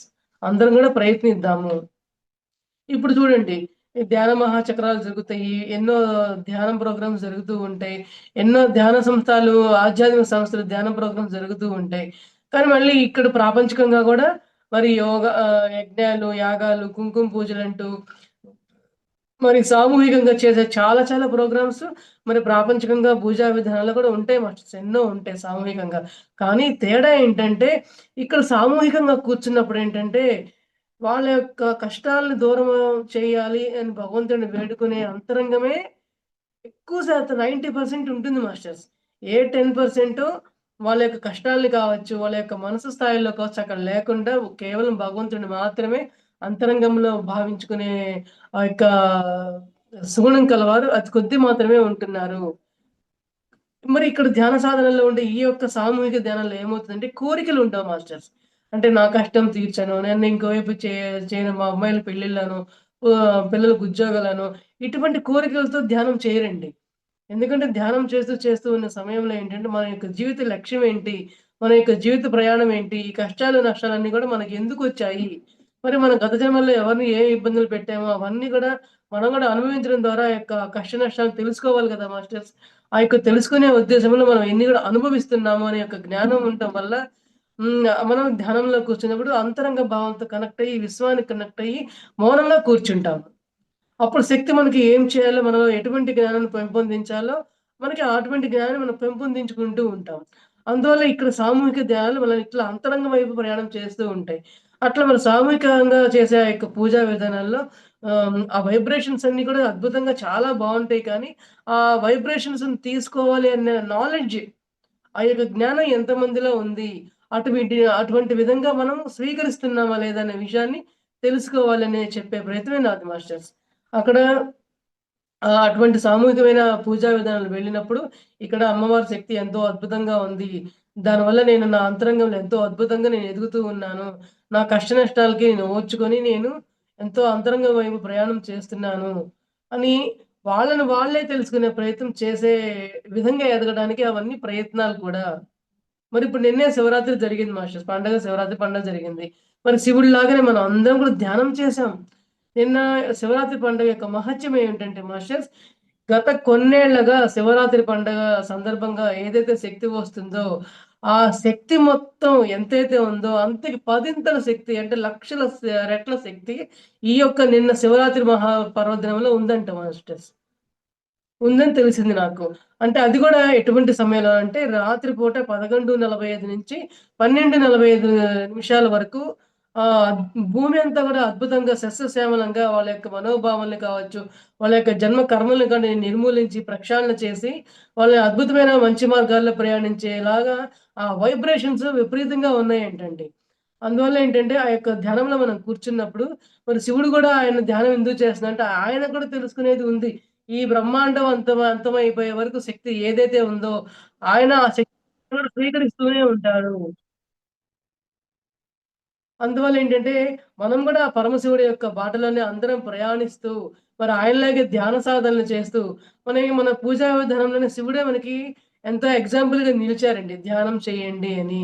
ఆంజనేయ స్వామి వారు నిలిచారండి. ధ్యానం చేయండి అని. ఆంజనేయ స్వామి వారు కూడా ఎప్పుడు కూడా ధ్యాన సముద్రంలో ఉంటారండి. ఆయన అంతరంగంలో ఎవరుంటారండి? ఆయన అంతరంగంలో ఆయన యొక్క దైవమే ఉంటది. ఆయనకి ఎటువంటి కోరిక ఉండదు. అంతరంగ ప్రయాణం చేస్తూ ఉంటారన్నమాట నిరంతరం. వాళ్ళ నుంచి మనం నేర్చుకోవాల్సింది అవి మాస్టర్స్. మరి అందువల్ల ఏంటంటే, ఈ యొక్క ప్రతి విధానంలో యోగ ప్రక్రియల్లో, పూజా విధానాల్లో ఎంతో ఆవిర్భవించిన అంతరంగ దాగి ఉన్న రహస్యాలు ఎన్నో ఉన్నాయి. యొక్క తాలూకా వైబ్రేషన్స్ ఎన్నో ఉన్నాయి మాస్టర్స్. అయన్నీ స్వీకరించే ప్రయత్నం చేయాలి అని నేను తెలియపరుస్తూ ఉన్నానన్నమాట. మరి అక్కడితో ఆగిపోకుండా మనం ఏం చేయాలంటే, ప్రతి దేవాలయాల్లోకి మనం వెళ్ళినప్పుడు, ఎక్కడికి వెళ్ళినా కూడా మనం ఆహ్, ధ్యానం చేయవలెను. పండగ దినాలు అనే కాదు, ప్రతిరోజు మనకి ఏ రోజు కుదిరితే ఆ రోజు కూడా ఎవరికి అవకాశం ఉన్నంత వరకు కూడా ప్రతి దేవాలయానికి వీక్షించి, అక్కడ యొక్క శక్తి ఏంటి, అక్కడ మహత్యం ఏంటి అనే ఒక స్థల పురాణం తెలుసుకొని, మరి నేను కూడా యొక్క భగవంతుడి లక్షణాలు నేను కూడా పెంపొందించుకుంటాను అని చెప్పి మనం ప్రయత్నం చేయాలి మాస్టర్స్. మరి ఆ యొక్క భగవంతుని లక్షణాలంటే, మనకి ఎలా ఉంటాయి? ఏముంటాయి? మన పత్రి సార్ చెప్పారు. మన పిరమిడ్ మాస్టర్‌లందరూ కూడా దేవీ దేవతలము, యోగీశ్వరులము అని చెప్పి చెప్పారండి. మరి నేను ధ్యానంలోకి వచ్చిన కొత్తలో అనుకునేది ఎట్లా మనం దేవుళ్ళము? ఎట్లా మనం యోగీశ్వరులం అవుతాము? మనం సామాన్య మానవులమే కదా! మనకంత శక్తి ఉందా? అని చెప్పి నాకు అనుమానం వచ్చిందండి. అనుమానం వచ్చినప్పుడు నేను మరి వెంటనే ధ్యాన సాధనల వల్ల నేను అంతరంగ ప్రయాణం చేయటం వల్ల ఎంతో అద్భుతంగా మరి దైవీ లక్షణాలు పెంపొందించుకోవడం అంటే ఏం లేదు మాస్టర్స్. మన శరీరంలో, మన అంతరంగంలో దాగి ఉన్న అరిషడ్ వర్గాలు, గుణాలు ఏవైతే ఉంటాయో అవన్నీ కూడా మనల్ని ఇబ్బంది పెడుతూ ఉంటాయి. ఎందుకు ఇబ్బంది పెడుతూ ఉంటాయంటే అన్నీ సమపాళ్ళలో లేక కామ, క్రోధ, లోభ, మోహ, మదమాత్సర్యాలు, మరి తమో గుణం, రజోగుణం, సాత్విక గుణం, ఈ గుణాలు కావచ్చు, అరిషడ్ వర్గాలు అన్నీ కూడా సమపాళ్ళలో లేక మనం వాటి వల్ల ఇబ్బందులు పాలవుతూ ఉంటాము. మరి కామం అంటే ఎక్కువ కోరికలు. మరి ఎక్కువ కోరికల వల్ల మనం ఎక్కువ కష్టాలే కదా మాస్టర్. అవి తీరకపోతే మళ్ళీ మనకి బాధ. అయ్యో! అది తీరలేదే, ఇది రాలేదే, అలా అనుకున్నాను, ఇలా జరిగిందే అది మనకి బాధే గదండీ! అది మనల్ని మనం ఎప్పుడు గూడా మన అంతరంగాన్ని పిండి వేస్తుంది. మనకు ముందడుగులు వేయనివ్వదు. మరది సమపాళ్లలో ఉన్నట్లా? లేదు. మరి క్రోధం. కోపం అయితే కాస్త ఉండొచ్చండి. ఆ యొక్క వ్యవహారాన్ని చక్కబరచడం కోసం కోపం కొంచెం ఉండొచ్చు.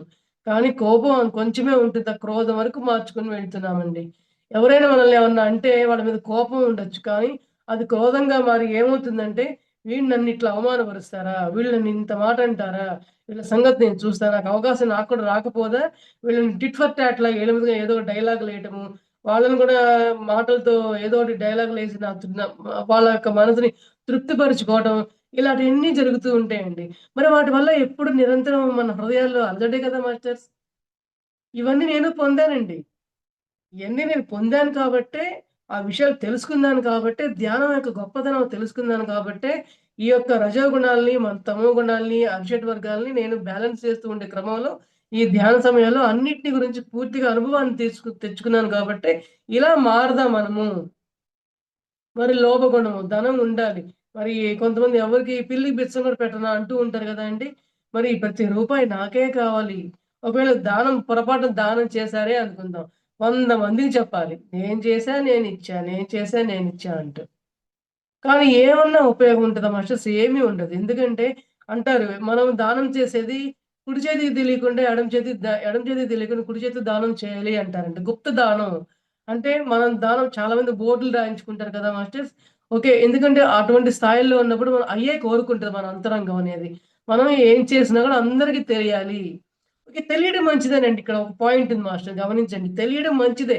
కానీ ఏంటంటే దానిలో కీర్తి ప్రతిష్టలతో మనం కోరుకుంటాం అన్నమాట. నన్ను పొగడాలి. నువ్వు గాబట్టి అంత దానం చేశావు. నువ్వు గాబట్టి అంత సేవ చేశావు. నువ్వు గాబట్టి నువ్వంత ధనం చేసావు. తన్‌మన్ ధన్‌గా నువ్వు నువ్వు చేయాలంటారు మన ప్రతిసారి. మరి తన్‌మన్ ధన్‌గా చేస్తున్నా కూడా అవన్నీ కూడా కీర్తి ప్రతిష్టలను ఆశించే చేస్తున్నాం కాబట్టి, అవి నువ్వు కీర్తిని ఆశించి చేశావు అంటే నువ్వు ఎన్ని కోట్లు చేసినా, ఎంత శ్రమ చేసినా ఉపయోగమే ఉండదు మాస్టర్స్. అన్నీ కూడా బూడిదలో పోసిన పన్నీరే. మరి ఊరికే అన్నారా ఈ మాట? ఊరికే వచ్చిందా ఈ పదం మాస్టర్స్? రాలేదు. అందువల్ల ఏంటంటే, మనం ప్రతి ఒక్క పని కూడా ఎంతో నిష్కామంగా చేయాలి. ఈ యొక్క అరిషడ్ వర్గాల అన్నిటిని కూడా సమపాళ్లలో చేసుకోవాలి. కోరికలు ఉండొచ్చు, సమంగా ఉండాలి. మన యొక్క ఆర్థిక పరిస్థితులు ఎలా ఉన్నాయి? ఎంతవరకు ఉన్నాయి? మనల్ని మనం ఇబ్బంది పెట్టుకోకూడదు. పరులని ఇబ్బంది పెట్టకూడదు. మన ఇంట్లో వాళ్ళని ఇబ్బంది పెట్టకూడదు. కోపం ఉంది. ఓకే. కోపం ఆ క్షణంలో వ్యవహరించామా, పనయిపోయిందా? ఓకే. మళ్ళీ నార్మల్ అయిపోవాలి. మళ్ళీ శాంతం అయిపోవాలి. అదే మనసులో పెట్టుకొని, అదే ఆలోచిస్తూ, ఉక్రోషం పడిపోతూ వీళ్ళ సంగతి ఇట్లుందా చూస్తా అంటూ వాళ్ళ మీద ప్రతీకార భావన పెంపొందించుకోకుండా, ఓకే. అంటే వాడి కర్మ వాడే పోతాడు. నాదంటూ తప్పు లేకపోతే అది నాకు వర్తించదు. ఇప్పుడు గోడ కొట్టిన బంతి ఎలా ఎదురుకొడితే మళ్ళీ వెనక్కొచ్చేస్తదంటే మాస్టర్స్, ఆ విధంగా మనల్ని ఎవరన్నా అన్నారు అంటే అది వాళ్ళకే వర్తిస్తుంది. మరి దీనికి ఎగ్జాంపుల్‌గా ఎప్పుడు గూడా మన పురాణాల్లో గూడా ఒక ఎగ్జాంపుల్ ఉందండి. మరి ఒక స్వామివారు ఒక ఇంటికి ఆవిడ భోజనానికి ఆహ్వానించగా ఒక స్వామీజీ వెళ్ళటం జరిగిందనమాట. అయితే పిలిచిన ఆవిడకి దొంగతనం చేసే లక్షణాలు ఉన్నాయండి. అయితే ఆవిడ ఆ లక్షణాలు గల వ్యక్తి గాబట్టి ఆ రకమైన వంట చేసి ఆయనకి పెట్టడం వల్ల, ఆయనకి భోజనం చేసి వెళ్ళబోయే సమయంలో ఆ యొక్క గ్లాస్‌ని దొంగతనం చేసి సంచిలో వేసుకోవాలని నాకు కోరిక కలిగిందంటండి. కోరిక కలిగితే ఆశ్చర్యపోయాడంట. ఇదేంటి నేనేంటి సర్వసాధారణంగా పరిత్యాగిని గ్లాస్ తీసుకొని సంచిలో వేసుకుందాం అనిపిస్తుందేంటి అని చెప్పని ఆలోచిస్తూ వెళ్ళాడంటండి. వెళ్ళిస్తే అప్పుడు ఆయనకి అర్థమైందేంటంటే, ఎవరైతే ఆ యొక్క గుణాలు గల వ్యక్తి వంట చేసి పెడతారో, ఆ యొక్క గుణాలు వీళ్ళకి వర్తించడం వల్ల, ఆ యొక్క ఆహారం ద్వారా ఆ యొక్క నెగెటివ్ వైబ్రేషన్స్ ఆయనలో చేరడం వల్ల ఆ పని చేయాలని అనిపించిందంట ఆ స్వామీజీకి. అందువల్లేంటంటే ఆమె దృష్టిలో ఏంటి, నేను స్వామీజీకి అన్నం వండి పెట్టాను, స్వామీజీకి అన్నం వండి పెట్టాను అని చెప్పి 10 మందికి చెప్పుకుందండి. ఉపయోగమే లేదు. 10 మందికి చెప్పుకున్న ఉపయోగము లేదు. ఆవిడ మనోభావాల్లో ఎటువంటి దుర్గుణాల్ని ఆమె పోగొట్టుకోలేదు. సో, అందువల్ల ఏంటంటే, మన అంతరంగాన్ని మనం పరిశుద్ధించుకోవడమే ఇందాక మనం చెప్పుకున్నాం. కొబ్బరికాయ కొట్టడం ఎందుకు కొట్టామంటే, మనలోని ఈ యొక్క అరిషడ్ వర్గాలు, ఈ యొక్క గుణాలని అన్నిటిని నేను కొట్టేశాను. సరి సమానంగా చేసేసుకున్నాను. సమతుల్యత వచ్చేసింది అనే భావాలను పెంపొందించుకోవడం కోసం దాని యొక్క సింబాలిజంగా మనం కొబ్బరికాయ కొడతాం. తద్వారా మనం ఏ విధంగా తయారవుతామంటే స్వచ్ఛతగా తయారవుతాము. ఎంతో స్వచ్ఛమైన మనసుతో, స్వచ్ఛమైన హృదయంతో మనం తయారవుతాం వల్ల మనలో ఆటోమేటిక్‌గా ఆ యొక్క దైవీ గుణాలు వచ్చేస్తాయి మాస్టర్స్. ఆ ప్రేమ, జాలి, దయ, క్షమాగుణము, అంగీకార భావనలు మనకి ఏ విషయాన్ని సరే అంగీకరించితే ఆ యొక్క అంగీకార భావనల వల్ల క్షమాగుణం అనేది అద్భుతంగా పెంపొందించుకుంటూ ఉంటుందండి. ఇక్కడ చూడండి క్షమాగుణం అని వచ్చేసరికి ఏమవుతుందంటే, ఇప్పుడు దాకా నేను ఎన్నో అవమానాలు పొందాను. వాళ్ళు నన్ను అనరాని మాటలు అన్నారు. నా తప్పు లేకుండా ఊరికే అంటుంటారు. నేను వాళ్ళని ఎలా క్షమించగలనని చెప్పని మన వల్ల కాదండి మామూలుగా అయితే. కానీ ధ్యానంలోకొచ్చిన తర్వాత అంతరంగ ప్రయాణం చేయడం ద్వారా మనలో వచ్చిన మార్పులు ఎలా ఉంటాయంటే, ఎవరినైనా సరే మనం క్షమించి వేయగలము. మనల్ని ఎవరైతే ఇబ్బంది పెడతారో మాటలతో కావచ్చు, చేష్టలతో కావచ్చు, వాళ్ళ యొక్క మనోభావాలతో కావచ్చు, ఎవరైతే మనల్ని ఇబ్బంది పెడతారో వాళ్ళందరికీ మనం కృతజ్ఞతలు తెలియపరుస్తామనమాట. ధ్యానంలోకొచ్చిన తర్వాత. ఎందుకంటే వాళ్ళలా అవమానించడం ద్వారానే కదా! మరి ఇటువంటి మనోభావాలన్నిటిని కూడా నేను బయటపడాలి.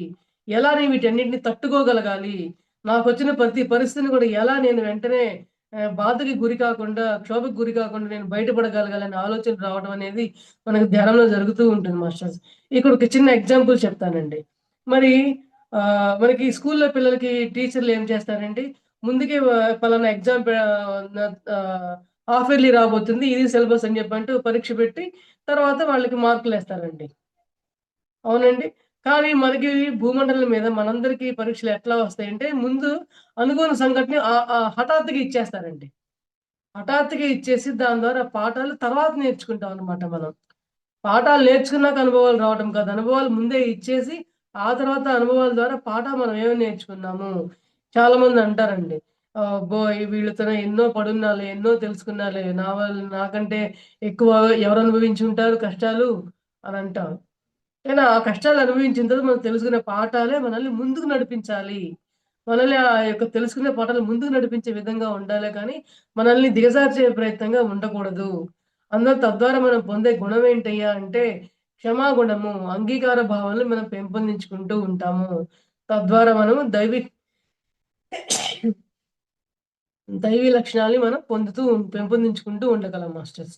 అందువల్లేంటంటే, మనమందరం కూడా ఆ యొక్క దైవ లక్షణాలతో అద్భుతంగా పెంపొందబడి, మనమే దేవుళ్ళం, మనమే దేవతా స్వరూపులుగా విరాజిల్లుతూ, అలాగే దేవాలయాలన్నిటిని కూడా ధ్యానాలయాలుగా మారుస్తూ, అందరిని కూడా భూమి మీద ఉన్న ప్రతి ఒక్కళ్ళని కూడా ధ్యానులుగా మార్చే ప్రయత్నం మనమందరం కూడా మన వంతుగా ప్రతి ఒక్కళ్ళం కూడా ప్రయత్నం చేస్తూ ఉందాం మాస్టర్స్. మరి ఈ మధ్య జరిగిన ఎసెన్షియల్ ధ్యానాలన్నీ కూడా కోట్ల ప్రజలందరూ కూడా ఒకటే సమయంలో సామూహికంగా ధ్యానం చేయటం వల్ల ఏంటంటే, భూమండలం అంతా కూడా అద్భుతంగా ధ్యానం చేసేదానికి సిద్ధపడుతున్నారు. అందువల్ల మనం గూడా మన వంతు ప్రయత్నంగా ప్రతి ఒక్కళ్ళని ధ్యానం చేయి నాయనా అని చెప్పే ప్రయత్నం మనం గూడా చేస్తూ ఉండాలని మన యొక్క సదాత్మలు మనకి సూచనలు ఇస్తూ ఉన్నారు. అనే విషయాన్ని మనం అద్భుతంగా తెలుసుకునే ప్రయత్నం చేయాలి మాస్టర్స్. మరి ఈ యొక్క మనం ఈ రోజున ధ్యానం యొక్క గొప్పతనం ఏంటి? మరి పూజ అనేది ఒక యోగ ప్రక్రియ అన్నాము. ఆ యొక్క యోగ ప్రక్రియలో ఏమున్నాయి ప్రక్రియలన్నీ ప్రతి ఒక్కటి కూడా వివరంగా తెలుసుకోవటం జరిగింది మాస్టర్స్. మరి ప్రతి ఒక్కటి నా అనుభవాన్ని కూడా నేను జోడించి, మరి ఈ అనుభవాన్ని ఎట్లా మనం ముందుకు తీసుకెళ్లాలనే ప్రయత్నాన్ని నేను చేయడం జరిగింది. మరి ఈ యొక్క ప్రయత్నంలో ఎవరైనా వాళ్ళు బాధపడి ఉంటే గనక వాళ్ళందరూ నన్ను దయచేసి క్షమించమని మాస్టర్స్. ఎవరిని ఉద్దేశించి నేను ఎవరిని గూడా మరి సార్ అంటారు నో కామెంట్, నో జడ్జ్‌మెంట్ అని నేను ఎవరిని కామెంట్ చేయలేదు మాస్టర్స్. ఎవరిని జడ్జిమెంట్ కూడా చేయలేదు. అంతకుముందు నేను కూడా ఇట్లాగే ఉన్నాను కాబట్టి మీరు అందరం ఇలా ఉన్నవాళ్ళం మారదాము అనే నా యొక్క అనుభవాన్ని నేను తెలియపరుస్తూ ఉన్నాను మాస్టర్స్ అంతే. మరి ఈ యొక్క విషయాన్ని అందరూ కూడా చక్కగా గమనించగలరు. Thank you so much madam. Thank you. Thank you madam. Thank you so much madam. For you మీకోసం మన ఛానల్కి వచ్చి ఎంతో గొప్ప ఆత్మజ్ఞానం అందించిన మాస్టర్లందరికీ పద్మావతి గారికి, సంధ్య గారికి ధన్యవాదాలు తెలుపుకుందాం మాస్టర్స్. అలాగే ప్రతినిత్యం ఎరుకతోటి ధ్యానం, స్వాధ్యాయం, సజ్జన సాంగత్యం చేద్దాం మాస్టర్స్. అలాగే మాస్టర్స్ అందరి చేత చేయిద్దాం. మాస్టర్స్ వైజాగ్కి మెగా పిరమిడ్ రావాలని పరమ గురువుల కోరిక, పత్రికారి కోరిక, పత్రి మేడం కోరిక. మనం అందరం సంకల్ప ధ్యానం చేసి వైజాగ్ మెగా పిరమిడ్ వచ్చేలా చేద్దాం masters. Thank you masters. Thank you.